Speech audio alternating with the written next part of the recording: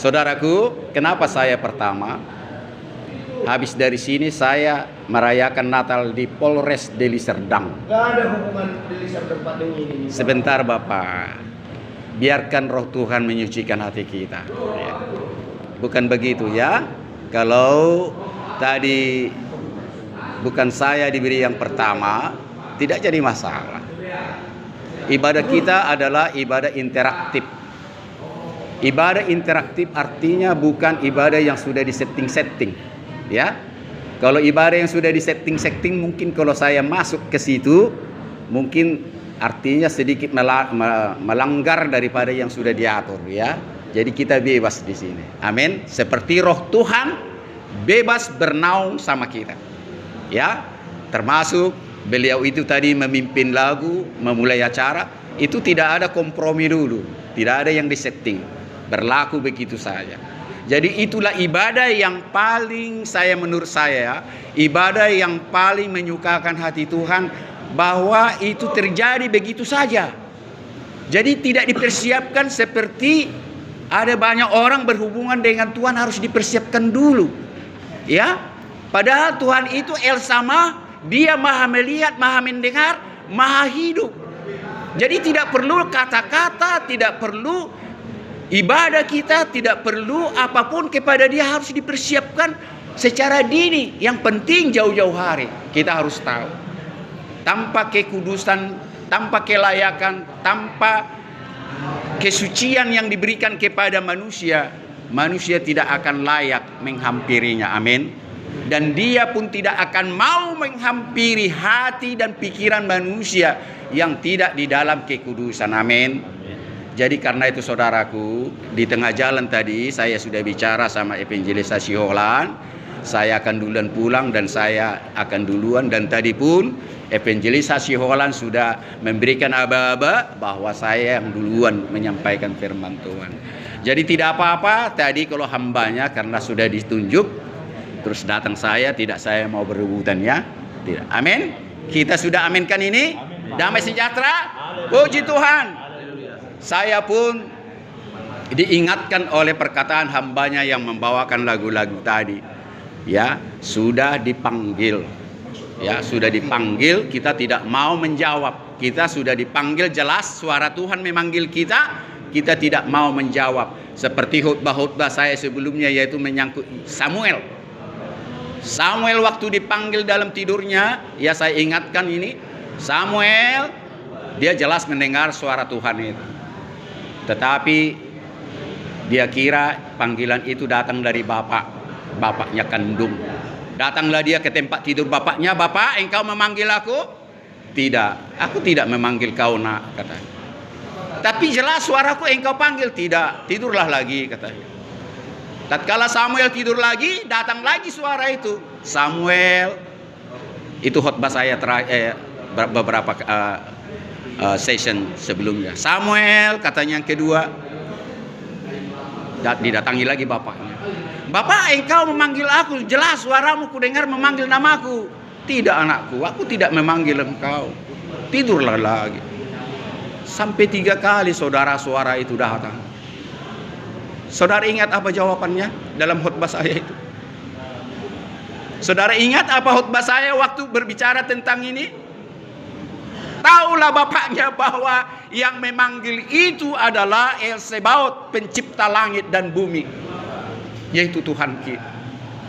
Apabila engkau dipanggil dan suara itu datang, katakanlah, ya Tuhan, aku sudah siap. Ini aku dan aku sudah siap mendengarmu. Simpel kan? Dan inilah sudah dimulai hambanya tadi berbicara tentang panggilan Tuhan itu. Dan hari ini bisa dituntaskan. Bisa dituntaskan. Bisa juga tidak. Kalau Tuhan mau dituntaskan. Tetapi kalau saudara tidak mau, ya tidak tuntas. Dan khotbah saya terakhir juga waktu Natal di Polsek Sunggal. 2 orang mau saya baptis dalam nama Bapa, Anak, dan Roh Kudus. Tanda 2 orang ini mau menerima Tuhan Yesus, Jesus Christ, Yesus Masias sebagai Tuhan dan Juru Selamatnya yang hidup. Saudara tahu enggak? Saya bilang sebelum saudara membaptis, ada satu persyaratan. Saudara harus mengampuni semua dosa yang berdosa kepadamu. dan saudara minta ampun dosa kepada Tuhan. Persyaratan itu harus mutlak di hadapan jemaat dan saudara-saudaramu yang di tahanan ini, di hadapan polisi dan saya hambanya sekarang ini yang mau membaptis saudara. Tanpa itu saya tidak mau melakukan itu. Masih adakah dosa yang ada dalam hatimu? Dua-duanya mengangkat tangan. Ya Pak Pendeta, masih ada. Yang satu mengatakan saya mau mengampuni. Maukah engkau menyebut nama-nama orang yang engkau dendam dan dosanya yang tidak kau ampuni sampai sekarang? Saya mau. Terus yang satu, saudaraku, tahu enggak? Saya belum siap mengampuninya. Belum siap mengampuninya. Dosa apa rupanya yang membuat engkau tidak mau mengampuninya? Dia tidak bisa mengatakannya itu. Dia menangis. Bayangkan dia menangis mengatakan saya belum siap mengampuni. Saya tahu. Tetapi saya katakan kepada orang yang tidak mau mengampuni dosa orang yang bersalah kepada dia pada saat itu. Tuhan juga menyukakan hatinya oleh karena engkau jujur. Saudaraku, dia jujur. Aku belum bisa mengampuni orang yang kusimpan dalam dadaku ini. Tuhan juga memberkati. Akhirnya saudaraku, hanya satulah yang kubaptis di situ dalam nama Bapa, Anak dan Roh Kudus. Ini juga lah yang kita renungkan apa yang dikatakan hambanya tatkala jika dia memanggil saudara saat ini. Dan saya cari-cari tadi manna, kalau istilah tempo hari kata beliau itu, kalau saya buka-buka begini, saya mencari manna. Manna itu firman Tuhan yang hidup. Saya ingatlah ada tertulis di dalam Matius 23. Mari kita buka sama-sama saudaraku. Mari kita buka di dalam Matius 3:23, perikop yang terakhir itu. Perikopnya keluhan terhadap Yerusalem. Hanya sedikit. Hanya ada berapa ayat itu? 3 ayat. Mari kita baca bersama-sama. Matius 23, ya, perikop terakhir itu judulnya keluhan terhadap Yerusalem. Sudah? Ayat 37. Ayat 37, 39. Ayo kita baca bersama 3 iya. Yerusalem, Yerusalem, engkau yang membunuh nabi-nabi dalam melempari dengan batu orang-orang yang diutus. Berkali-kali aku rindu mengumpulkan anak-anakmu, sama seperti induk ayam mengumpulkan anak-anaknya di bawah sayapnya. Tetapi kamu tidak mau.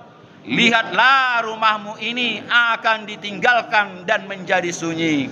Dan aku akan mulai sekarang, kamu tidak akan melihat aku lagi, hingga kamu diberkatilah dia yang datang dalam nama Tuhan. Saudara-saudaraku, ini bertalian juga khotbah-khotbah saya yang terakhir ya, yaitu saya singgung masalah itu di kolam Bethesda, cuma sedikit saya singgung. Itu khotbah saya di tempat lain. Kalau saya tidak salah ingat waktu Natal di Polres saya singgung itu. Ya, Polres ya, Kota Madya Medan. Saya bicara tentang kolam Bethesda, di mana di situ kolam itu apabila dia mengeluarkan gelombang, maka setiap orang yang masuk ke dalam kolam itu sakit apapun akan sembuh. Ya, saudara pernah dengar itu. Nanti buka, terlalu lama. Saya tidak mau mempersilahkan kita buka-bukaan, habis waktu.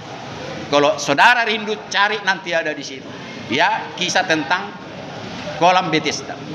Tapi ada satu persyaratan.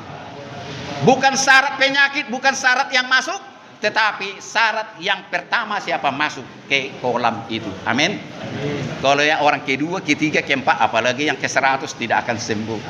Maka daripada itu semua orang-orang sakit 24 jam menunggu kapan gelombang ada di kolam itu terjadi, sehingga orang beributan. Itu yang terjadi. Itu zaman Jesus Christ, zaman Yesus. Bukan zaman sebelum dia lahir di dunia. Itu sudah ada di situ.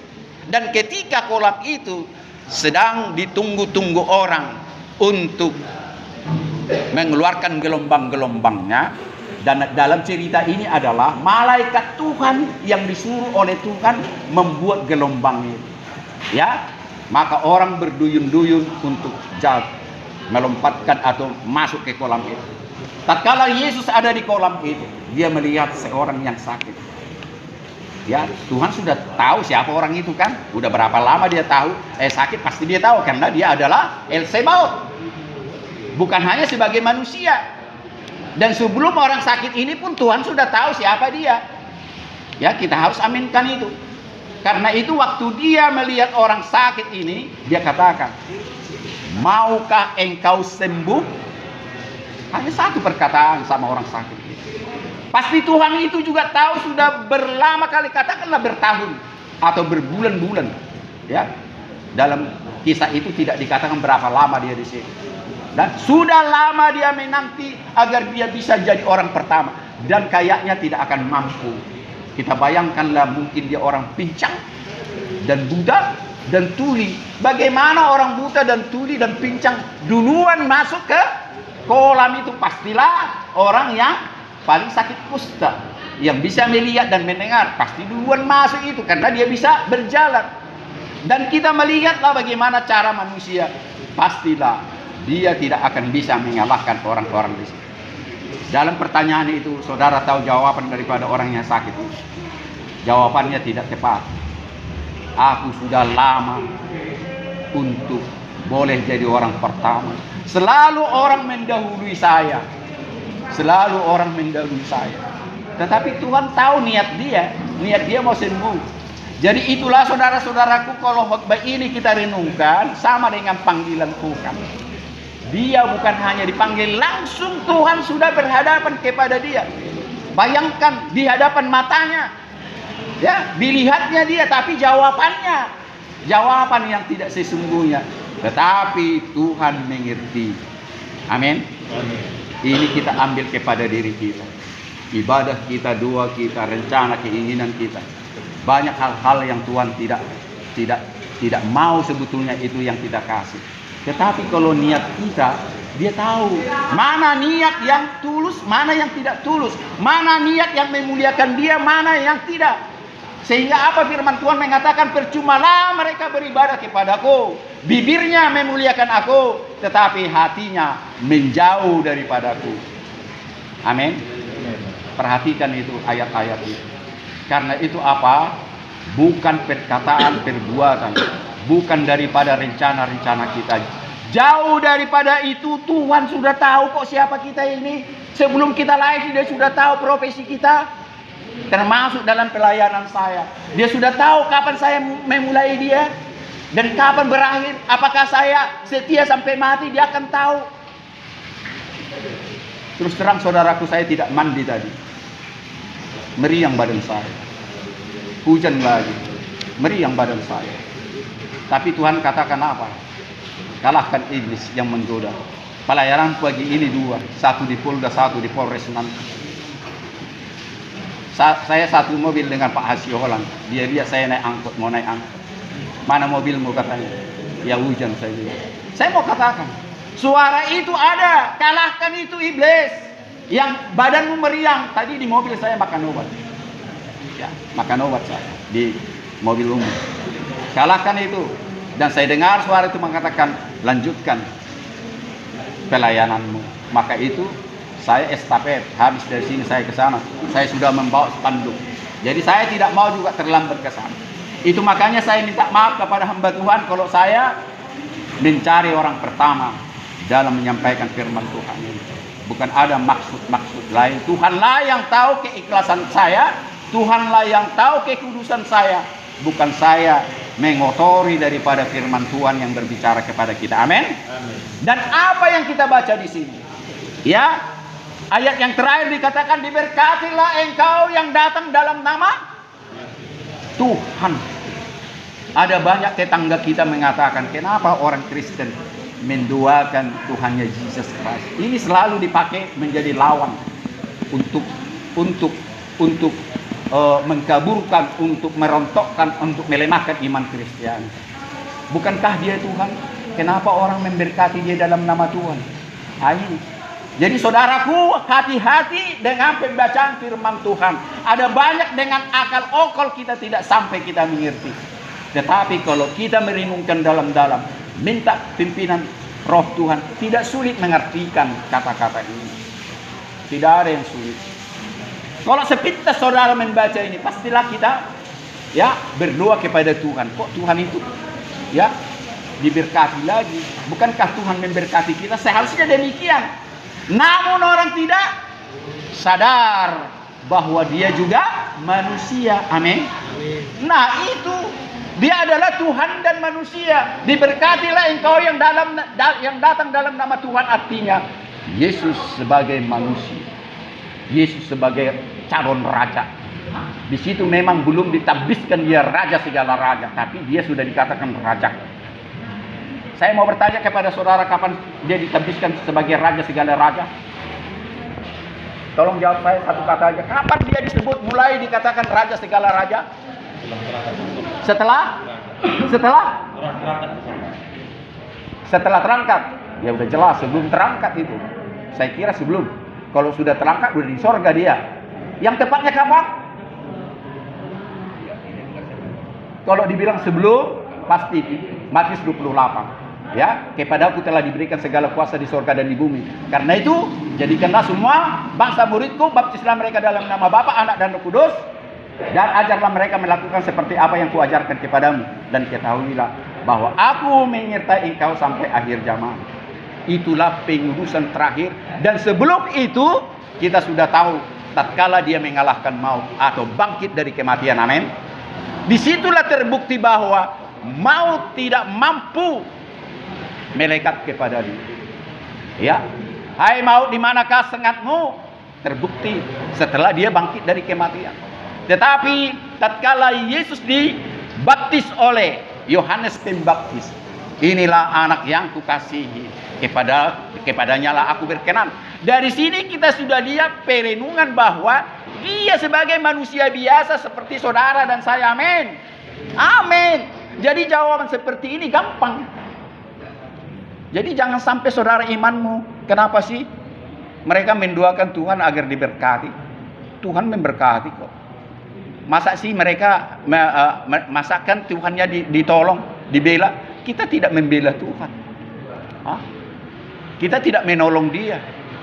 Kita tidak menangis untuk dia. Yang kita tangisi adalah bagaimana dia mau rela mati untuk kita sebagai manusia. Tuhan kita tidak pernah mati. Amin. Dia tidak pernah mati. Yang mati adalah manusianya. Dan yang mengalahkan maut adalah manusianya. Bahkan yang membangkitkan dari orang mati adalah bukan dia sendiri sebagai manusia, tetapi Tuhan pencipta langit dan bumi. Itulah yang membangkitkan dia. Jadi hati-hati dengan pembacaan sekilas aja firman Tuhan, harus direnungkan. Sehingga saudara bisa menjawab pertanyaan seperti ini. Termasuk yang dikatakan di sini, sampai engkau akan mengatakan, diberkatilah dia yang datang dalam nama Tuhan. Coba kita mundur Matius 21. Mundur kita Matius 21. Di sini nyata, tatkala dia masih hidup sebagai manusia, tatkala ia masuk ke kota Yerusalem, ya, di situ dikatakan judulnya Yesus dielu-elukan di Yerusalem, ya. Terus di sana di atas Yesus dielu-elukan di Yerusalem. Yang dari ayat pertama, perikopnya di situ. Itu sudah ayat ke-12. Dari ayat pertama di situ kan Yesus dielu-elukan di Yerusalem. Oke, kita masuk di ayat yang ke-9. Kita baca bersama-sama. 3 ya. 3 ya.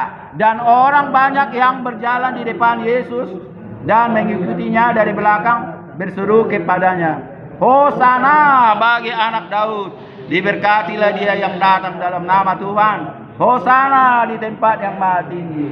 Ini pada dia masuk kota Yerusalem waktu itu, ya, perkataan yang dikatakan yang kita baca dalam Matius 23 itu belum dikatakannya sebelum dia mati.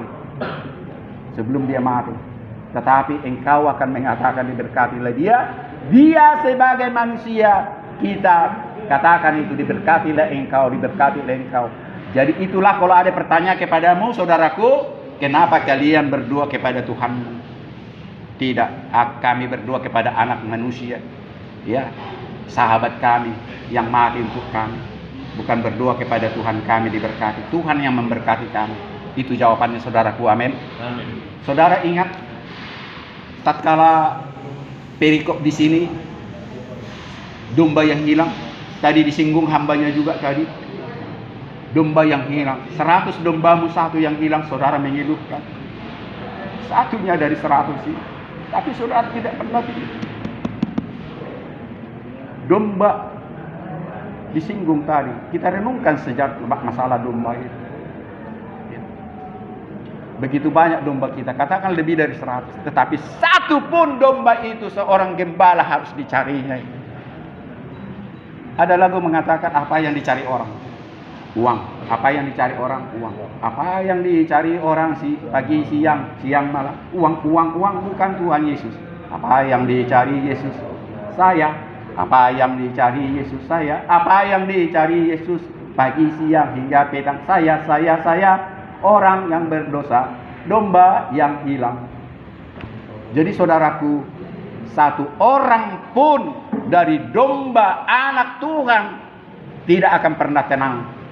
Tuhan itu melihat dunia ini. Amin. Amin. Saudara dan saya, ya, jika memang domba yang hilang selama ini, ya, satu sangat berharga. Itu makanya saya katakan setiap saya melayani penjara, saudara-saudaraku, saudara memang di tempat yang paling hina di dunia ini, di penjara.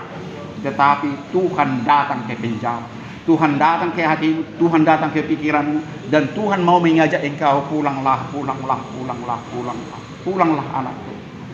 Ingat abang adik, yang sulung dan yang bungsu. Datang yang sulung, yang bungsu ya. Bapa, berikanlah kepadaku bagianku sebelum engkau mati, dan aku mau mempergunakannya. Jangan anakku, engkau masih muda. Jangan pergunakan harta yang begitu banyak nanti kalau kau minta. Jangan. Biarkan aku mempergunakan. Bapaknya selalu menghalangi, biar harta bagian dia jangan diterima saat itu. Yang sulung diam aja, tapi yang bungsu tetap. Tatkala bapaknya memberikan hartanya itu, saudara ingat peristiwanya, dihabiskannya semua harta yang diberikan bapaknya. Baru poya-poya, katakanlah sabu-sabu sekarang ini, kalau dulu belum ada sabu-sabu ya, dan sebagainya. Dan akhirnya dia menyesal, habis. Dan akhirnya cerita itu apa? Dikerjalah dia di peternak babi ya. Suatu ketika dia begitu lapar karena dijatah dia sebagai makanannya, termasuk karyawan. Ya, makanan babi itu enak dia kira untuk menutupi kelaparan dia. Tatkala dia mau makan nasi babi itu, dia dilarang, jangan makan nasi babiku itu. Makananmu sudah engkau terima jatahmu. Itu makanan nasi babiku. Saudara tahu apa yang terjadi? Akhirnya dia tidak bisa memakan nasi babi itu. Dan dia terpikirlah di rumah bapaknya begitu banyak makanan, begitu banyak hartanya. Semua karyawannya tidak pernah kurang makanan. Semua karyawannya banyak gajinya, banyak uang dan sebagainya. Aku mau pulang. Aku menyesal. Aku mau pulang Bapak. Dari situlah dia ambil keputusan. Suara Tuhan datang pada saat dia lapar. Suara datang jelas. Kalau tidak jelas dia tidak bertobat. Dia tidak meninggalkan tempat itu. Dia tetap di situ. Suara Tuhan datang pagi ini seperti hambanya katakan. Pagi ini bisa dituntaskan. Sekalipun nanti saya mendahului pelayanan di sini. Jika saudara mau, bisa dituntaskan. Yang saya salut sama beliau ini, pertama berkenalan saya di sini, loyo. Wajahnya nggak seputih ini. Ya, sekarang sudah putih, nggak segemuk ini, kurus. Dan sudah putus asa. Pak, saya mati aja lah, saya nggak kuat, saya nggak tahu lagi. Apa kasusmu? Saya membunuh Pak. Kenapa kau membunuh? Saya merampok.